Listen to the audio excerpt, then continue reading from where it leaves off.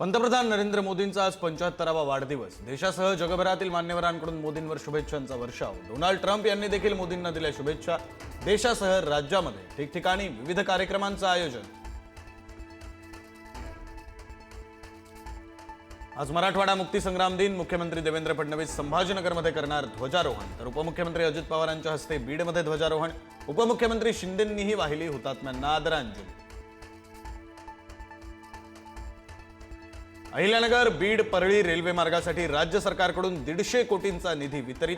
आज मराठवाडा मुक्ती संग्राम दिनी अजित पवारांच्या हस्ते होणार रेल्वे सेवेचा शुभारंभ।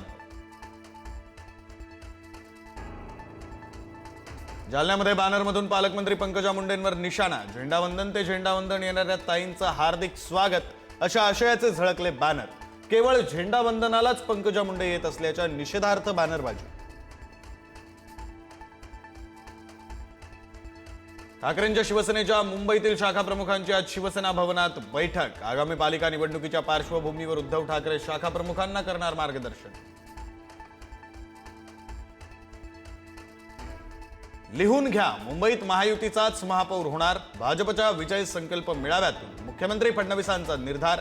आगामी महापालिका निवडणुकीत विरोधकांना पाणी पाजण्याचा इशारा।